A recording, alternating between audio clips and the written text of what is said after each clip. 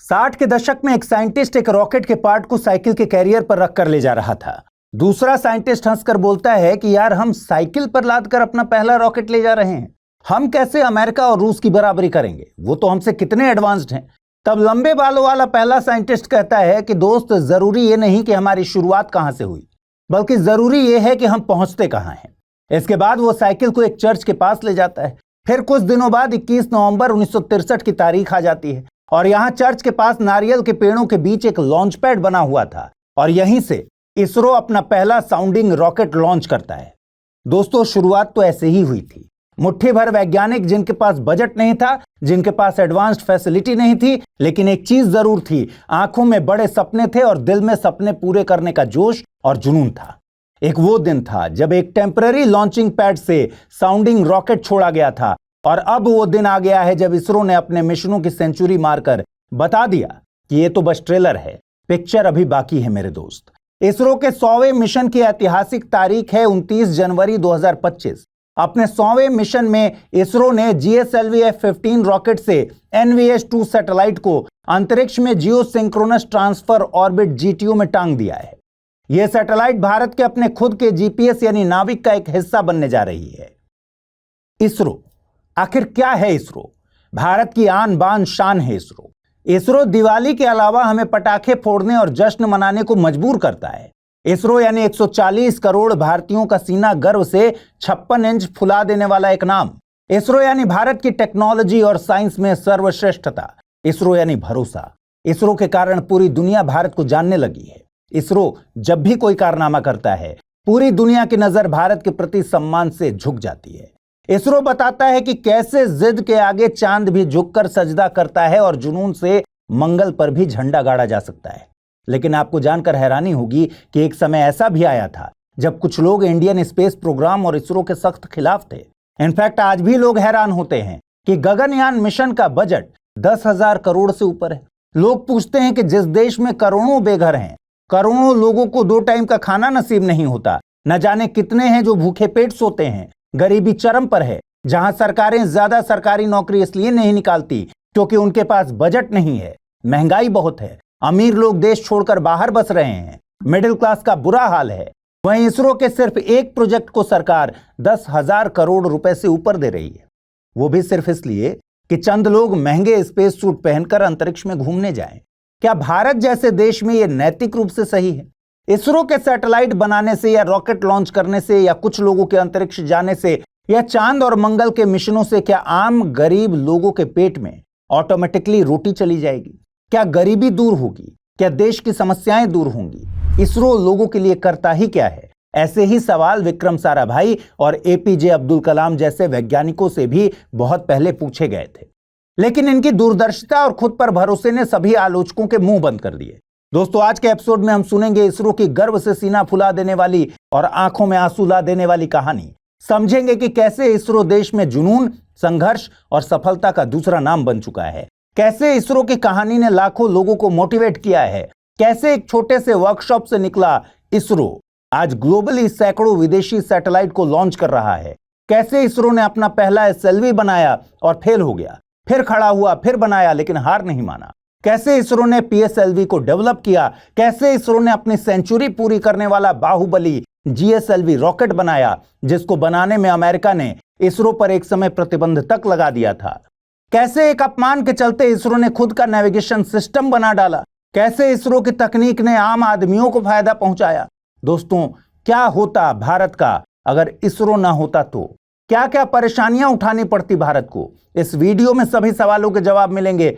ये वीडियो बहुत खास होने वाला है क्योंकि ये इसरो के 100वें मिशन पर एक स्पेशल ट्रिब्यूट वीडियो है। दोस्तों, आज का वीडियो पूरा लास्ट तक देखिएगा, आपको जानने को बहुत कुछ मिलेगा। स्वागत है आपका, आप देख रहे हैं द फोर्थ डायमेंशन। मेरा नाम है अमृत।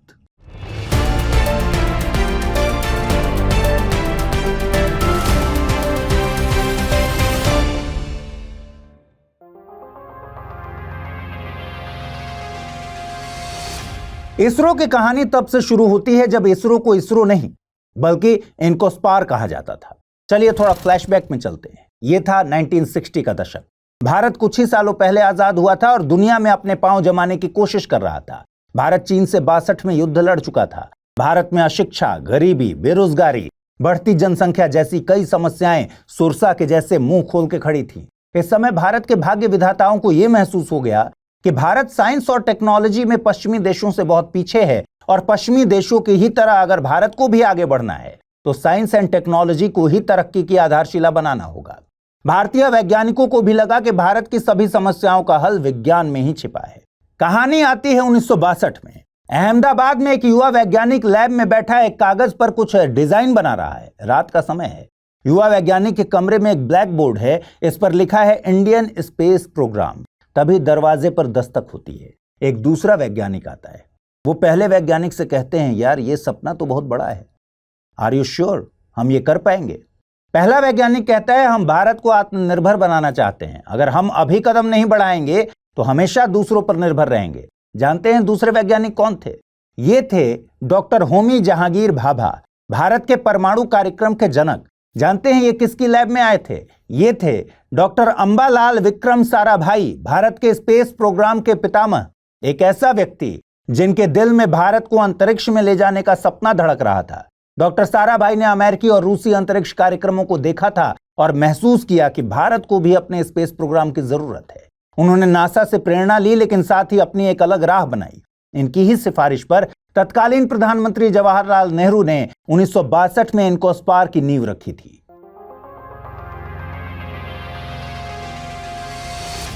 इनकोस्पार यानी भारतीय राष्ट्रीय अंतरिक्ष अनुसंधान समिति। भारत की स्पेस जर्नी की कहानी में ट्विस्ट तब आता है जब डॉक्टर साराभाई को डॉक्टर एपीजे अब्दुल कलाम जैसे युवा वैज्ञानिकों का साथ मिलता है। पूरी टीम के पास ना तो बड़े संसाधन थे, ना ही ज्यादा पैसा था, लेकिन उनके पास था विज्ञान पर एक अटूट विश्वास और मेहनत करने की लगन। ये नवंबर का महीना था और साल था 1963। जगह केरल के तिरुवनंतपुरम के करीब थुम्बा। यहाँ समुद्र के किनारे एक चर्च है। इस कैथोलिक चर्च को वैज्ञानिकों का ऑफिस बनाया गया था और यहाँ के बिशप हाउस को वर्कशॉप बनाया गया था। यहाँ 21 नवंबर के कुछ दिन पहले इस चर्च के पास साइकिल के पीछे कैरियर में लादकर एक कोन के शेप का सामान ले जाया जा रहा था। फिर कुछ और भारी और बड़ा सामान बैलगाड़ी से ले जाया जा रहा था। यहाँ इस चर्च में कुछ खास चीज असेंबल करनी थी और ये चीज थी एक साउंडिंग रॉकेट। फिर वो ऐतिहासिक दिन आया जब भारत का एक छोटा सा सपना पूरा होने वाला था। 21 नवंबर 1963 भारत के सबसे तेज दिमागों ने भारत का पहला साउंडिंग रॉकेट लॉन्च कर दिया। दरअसल नई टेक्नोलॉजी और इक्विपमेंट्स को टेस्ट करने के लिए साउंडिंग रॉकेट्स का यूज किया जाता है। साउंडिंग रॉकेट्स यह टेस्ट करने का सस्ता और तेज तरीका होता है कि स्पेस में पेलोड ठीक से काम कर भी रहा है या नहीं।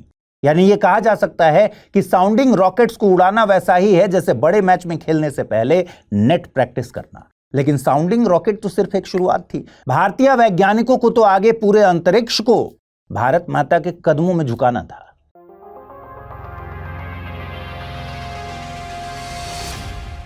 जब इंदिरा गांधी प्रधानमंत्री बनी तो 15 अगस्त 1969 को इनकोस्पार बन गया इसरो।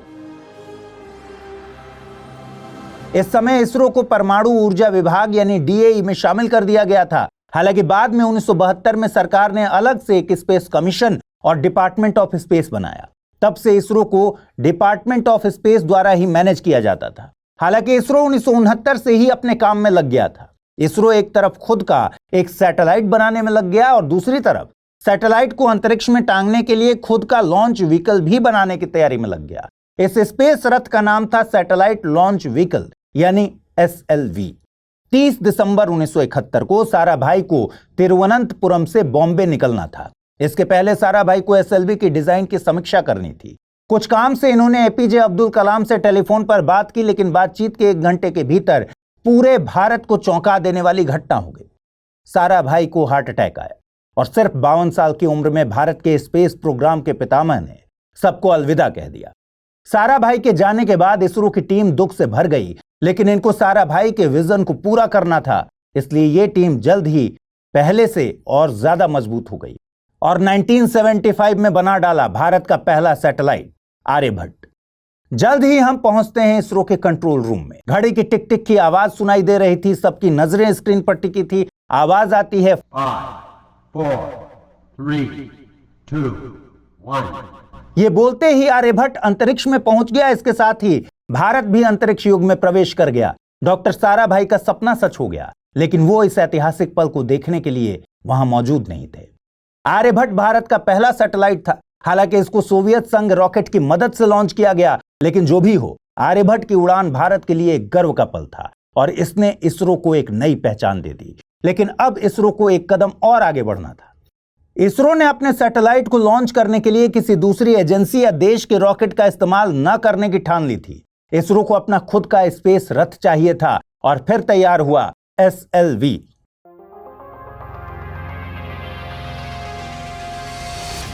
दोस्तों, इसरो की कहानी किसी फिल्म से कम नहीं है। एक तरफ दुनिया के विकसित देश उन्नत तकनीक का उपयोग कर रहे थे, वहीं भारत में वैज्ञानिक सिंपल इक्विपमेंट्स और लिमिटेड बजट के साथ काम कर रहे थे। ऐसे ही खुद के लॉन्च व्हीकल को डेवलप करना एक बहुत बड़ा चैलेंज था, लेकिन इसरो ने कहा चैलेंज एक्सेप्टेड। SLV एक लॉन्च व्हीकल प्रोजेक्ट था। इसे 1970 के दशक की शुरुआत में इसरो ने शुरू किया था। मकसद था सैटेलाइट्स को लॉन्च करने के लिए रिक्वायर्ड तकनीक को डेवलप करना। SLV को ऐसे डिजाइन किया गया कि यह धरती से 400 किलोमीटर ऊपर लगभग 40 किलोग्राम के पेलोड को टांग सके। फिर आ गई परीक्षा की घड़ी। अगस्त 1979 में SLV 35 किलो के रोहिणी टेक्नोलॉजी पेलोड सैटेलाइट को ले जाने के लिए धरती के सीने पर तनकर खड़ा हुआ और एक तेज आवाज से आसमान का सीना चीरते हुए उड़ गया। लेकिन कहते हैं ना कि science experiments are full of disappointment and surprises. Launching के बाद SLV के वॉल्व में खराबी आ गई और लॉन्चिंग के 317 सेकंड बाद SLV बंगाल की खाड़ी में गिर गया। पहला SLV फेल हो गया। इस पर इसरो को खूब क्रिटिसाइज किया गया। मीडिया ने सवाल उठाने शुरू किए। वैज्ञानिकों का मनोबल टूट गया, लेकिन इसरो के वैज्ञानिकों ने हार नहीं मानी। इसरो का एटीट्यूड ऐसा था, मैं कभी फेल नहीं होता, या तो मैं जीतता हूं या फिर सीखता हूं। इसके सिर्फ एक साल बाद यानी 18 जुलाई 1980 को SLV ने फिर से उड़ान भरी। उड़ान भरने के कुछ ही मिनटों बाद SLV-E2 ने 35 किलो के रोहिणी RS-1 को सफलतापूर्वक लो अर्थ ऑर्बिट में स्थापित कर दिया और इस ऐतिहासिक पल ने भारत को उन देशों की लिस्ट में शामिल कर दिया जिनके पास अपने रॉकेट से सैटेलाइट लॉन्च करने की कुव्वत थी। लेकिन इसरो की कहानी केवल SLV पर ही नहीं सिमटनी थी। इसरो को तो अभी और ऊपर जाना था। इसरो को अब 600 kg वजनी पेलोड को धरती से 1000 किलोमीटर ऊपर टांगने वाला लॉन्च व्हीकल चाहिए था, ताकि और अधिक एडवांस्ड सैटेलाइट को धरती के ऊपर पहुंचाया जा सके।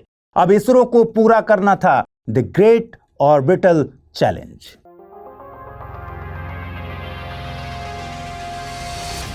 आगे बढ़ने से पहले एक बार ऑर्बिट्स के बारे में भी बेसिक सी जानकारी बताए। देखिए, अंतरिक्ष में अलग अलग ऑर्बिट होती हैं, जहां पर रहकर सैटेलाइट धरती के चारों तरफ घूमती है। सैटेलाइट को उनकी जरूरत के हिसाब से अलग अलग ऑर्बिट्स में भेजा जाता है, जैसे लो अर्थ ऑर्बिट, जो कि धरती से ऊपर 2000 किलोमीटर की ऊंचाई तक मानी जाती है। यहां स्पेस स्टेशन जैसे ISS, Hubble space telescope, earth monitoring satellite, spice satellite, weather satellite छोड़े जाते हैं। मीडियम अर्थ ऑर्बिट, जो कि 2000 से 35,786 किलोमीटर की ऊंचाई के बीच मानी जाती है। यहां GPS, नाविक, गैलीलियो जैसे नेविगेशन सैटेलाइट भेजे जाते हैं। और इसके बाद आती है सबसे ऊंची जियो स्टेशनरी ऑर्बिट। इसकी दूरी धरती से 35,786 किलोमीटर की होती है। इस ऑर्बिट में इनसैट, जीसैट जैसे कम्युनिकेशन सैटेलाइट रखे जाते हैं। अब आइए वापस आते हैं इसरो की कहानी पर। इसरो को अब SLV से अधिक एडवांस्ड और ताकतवर स्पेस रथ चाहिए था, ताकि वो अधिक भारी और अधिक एडवांस्ड सैटेलाइट को हायर ऑर्बिट में प्लेस कर सके। इसलिए ASLV रॉकेट को डेवलप किया जा रहा था। ASLV ये सैटेलाइट्स को जियो स्टेशनरी ऑर्बिट तक पहुंचाने की कुव्वत रखने वाला रॉकेट था, पर यह प्रोजेक्ट बुरी तरह फेल हो गया और इसे अंततः बंद कर दिया गया। Meanwhile ISRO Indian national satellite system और earth observation satellite, remote sensing satellite जैसे प्रोजेक्ट्स को बड़ी तेजी से डेवलप कर रहा था। लेकिन इन सैटेलाइट्स की लॉन्चिंग के लिए अधिकतर दूसरे देशों से मदद लेनी पड़ती थी। इस समय तक इंडिया के पास खुद का कोई भरोसेमंद लॉन्च व्हीकल था नहीं, लेकिन जल्द ही सब कुछ बदलने वाला था, क्योंकि स्पेस गेम में आने वाला था इसरो का सबसे भरोसेमंद खिलाड़ी PSLV।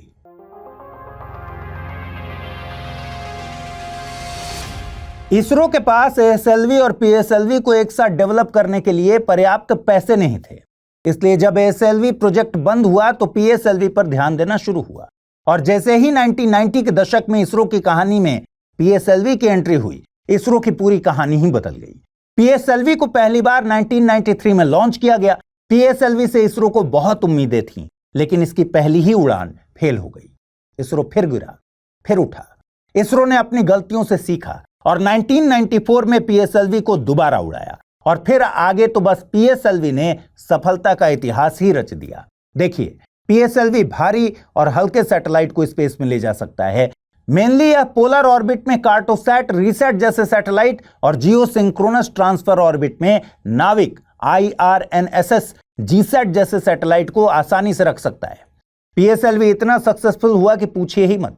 पीएसएलवी 1990 के दशक में कुल 5 बार उड़ा, जिसमें से सिर्फ एक बार अनसक्सेसफुल हुआ। 2000 के दशक में इसने 100% सक्सेस रेट हासिल की। 2010 के दशक में 33 उड़ानों में से सिर्फ एक में फेल हुआ और 2020 के दशक में अभी तक एक भी बार फेल नहीं हुआ। यानी कुल 60 उड़ानों में अब तक केवल 2 बार ही फेल हुआ। पीएसएलवी ने कई रिकॉर्ड्स बनाए। अब तक पीएसएलवी ने 50 प्लस सफल मिशन पूरे किए, 300 प्लस विदेशी सैटेलाइट लॉन्च किए। पीएसएलवी ने 2017 में एक साथ 104 सैटेलाइट्स लॉन्च करके नासा, वासा समेत पूरी दुनिया को हिला दिया।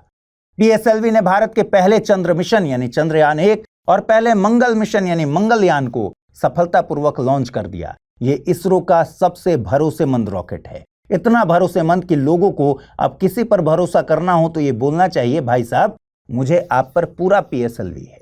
बहरहाल पीएसएलवी की भी कुछ लिमिटेशंस हैं, जैसे पीएसएलवी सिर्फ 1750 केजी तक के सैटेलाइट को रिक्वायर्ड ऑर्बिट में भेज सकता है। इसके अलावा ये 35,786 किलोमीटर ऊंचाई तक भारी सैटेलाइट नहीं पहुंचा सकता। यानी पीएसएलवी बड़े कम्युनिकेशन सैटेलाइट के लिए नहीं है। अब इसरो को पीएसएलवी से भी ज्यादा ताकतवर स्पेस रथ चाहिए था। जी हां, इसलिए इसरो ने एक नए रॉकेट जियो सिंक्रोनस सैटेलाइट लॉन्च व्हीकल यानी जीएसएलवी को डेवलप किया। लेकिन इसमें भी दुनिया भर की कई दिक्कतें आई। क्या क्या दिक्कत आई जीएसएलवी में, आइए देखते हैं।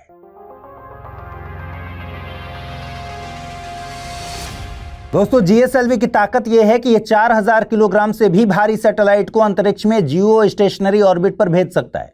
जीएसएलवी भारत के लिए बहुत जरूरी है क्योंकि जीएसएलवी से भारत की कम्युनिकेशन और डिफेंस को और ज्यादा मजबूती मिलेगी। इनफैक्ट चंद्रमा और मंगल जैसे डीप स्पेस मिशन के लिए भी जीएसएलवी जरूरी है।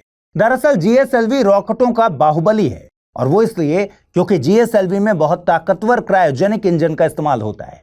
लेकिन 90s के दशक में जब जीएसएलवी को डेवलप किया जा रहा था तब भारत के पास क्रायोजेनिक टेक्नोलॉजी नाम की चीज थी ही नहीं। हालांकि 1991 में रूस ने भारत को यह तकनीक देने का वादा किया था, लेकिन अमेरिका ने दूसरे के फटे में टांग अड़ा दी। अमेरिका ने रूस पर दबाव डालकर यह डील रुकवा दी। क्या आपको पता है 6 मई 1992 से 6 मई 1994 के बीच इसरो पर अमेरिकी सरकार ने प्रतिबंध लगा दिए थे। प्रतिबंध लगाए थे एमटीसीआर के तहत। एमटीसीआर का मतलब है मिसाइल प्रौद्योगिकी नियंत्रण व्यवस्था। लेकिन कहते हैं ना कि जो होता है वो अच्छे के लिए होता है, और इसके बाद भारत को अपना खुद का क्रायोजेनिक इंजन बनाना पड़ा, जिसमें कई साल तो लग गए।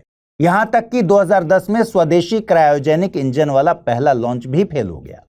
इससे इसरो को अपनी तकनीक सुधारने में और मेहनत करनी पड़ी। देखिए, जीएसएलवी पीएसएलवी से भी ज्यादा कॉम्प्लेक्स है क्योंकि इसमें 3 स्टेजेस होते हैं, जिसमें क्रायोजेनिक इंजन भी शामिल है।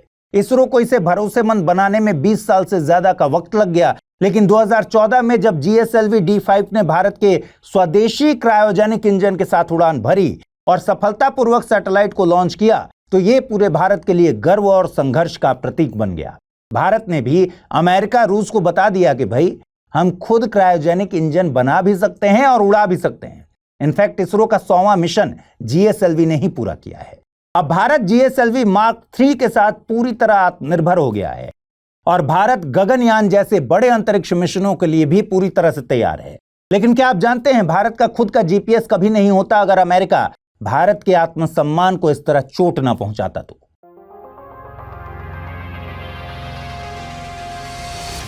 कारगिल युद्ध के दौरान भारत ने अमेरिका से मदद मांगी थी। मदद मांगी कि भैया ग्लोबल पोजिशनिंग सिस्टम का डेटा शेयर कर दो, पाकिस्तानी घुसपैठ कर रहे हैं। लेकिन अमेरिका ने साफ मना कर दिया। यह भारत के आत्मसम्मान को सीधी चोट थी। लेकिन भारत ने भी ठान लिया कि अब हम खुद का जीपीएस सिस्टम बनाकर रहेंगे ताकि हमको किसी के आगे झुकना ना पड़े। जब तक तोड़ेगा नहीं तब तक छोड़ेगा नहीं। बस फिर क्या था, इसरो ने अपना खुद का जीपीएस बना लिया, जिसे हम आज नाविक यानी नेविगेशन विद इंडियन कॉन्स्टलेशन कहते हैं। यह उन सैनिकों के लिए एक बड़ा सहारा है जो दुर्गम क्षेत्रों में भारत की सीमाओं की रक्षा कर रहे हैं, वो भी अपनी जान की परवाह किए बिना। धीरे धीरे इसरो ने एक के बाद एक सफलता के झंडे गाड़ दिए। 2008 में चंद्रयान 1 ने चंद्रमा पर पानी की खोज की। 5 नवंबर 2013 को भारत ने मार्स ऑर्बिटर मिशन मंगलयान को लॉन्च कर दिया। अपने पहले ही ट्राई में मार्स मिशन को सक्सेसफुली कंडक्ट करने वाला इंडिया दुनिया का पहला देश बन गया। सबसे खास बात यह है कि इसरो ने इस मिशन के लिए सिर्फ 450 करोड़ रुपए ही खर्च किए। ये अमेरिका और रूस की तुलना में बहुत सस्ता था। यह मिशन इतना सस्ता था कि इसे दुनिया का सबसे किफायती मार्स मिशन कहा गया। भारत के मंगल मिशन से महंगी तो 2013 की एक साइंस फिक्शन फिल्म ग्रेविटी थी, जिसने ऑस्कर जीते थे। बहरहाल मंगल मिशन ने भारत को मंगल ग्रह पर पहुंचाने वाला चौथा देश बना दिया। फिर 2019 में चंद्रयान 2 मिशन सक्सेसफुल हुआ और फिर 2023 में चंद्रयान 3 ने चंद्रमा के दक्षिणी ध्रुव पर लैंडिंग करके पूरी दुनिया में भारत माता की जय जयकार के नारे लगवा दिए। अब इसरो सूरज को भी आंख दिखाने अपना आदित्य L1 मिशन लॉन्च कर चुका है। इसरो अब अपना स्पेस स्टेशन बनाने का प्लान कर रहा है। मजे की बात यह है कि वही नासा जिसने एक समय इसरो पर प्रतिबंध लगवाए थे, अब वही नासा इसरो के साथ हाथ मिलाने को तैयार है। इसरो ने नासा तक को अपना लोहा मनवा दिया। इनफैक्ट निसार प्रोजेक्ट में दोनों साथ मिलकर काम भी कर रहे हैं। लेकिन फिर भी लोग आरोप लगाते हैं कि इसरो ने आम लोगों के लिए किया ही क्या है। क्या गर्व फील करवाने से आम आदमी को कुछ फायदा होगा? आखिर इसरो के चंद्र या मंगल मिशन से या अंतरिक्ष में जाने से आम इंसान को क्या फायदा? इसरो की कौन कौन सी टेक्नोलॉजी आम आदमी के काम आती हैं? क्या है इसरो के स्पिन ऑफ टेक्नोलॉजी? कैसे इसरो ने अपने स्पिन ऑफ टेक्नोलॉजी ट्रांसफर के जरिए लगभग 300 इंडस्ट्रीज को फायदा पहुंचाया? कैसे इसरो ने दिव्यांग लोगों के आर्टिफिशियल लेग्स के लिए एक बड़ा काम किया है? क्या होता अगर इसरो ना होता? दोस्तों, ये सब जानेंगे अगले वीडियो में। इंतजार करिएगा, जल्द से जल्द अगला वीडियो भी आपके सामने होगा। कमेंट करके बताइए कि आपको इसरो के कौन से काम ने सबसे ज्यादा इंस्पायर किया और आपने इसरो से क्या सीखा। आज के एपिसोड में इतना ही। जल्द मुलाकात होगी अगले एपिसोड के साथ। तब तक पढ़ते रहिए, सीखते रहिए, बढ़ते रहिए। नमस्कार।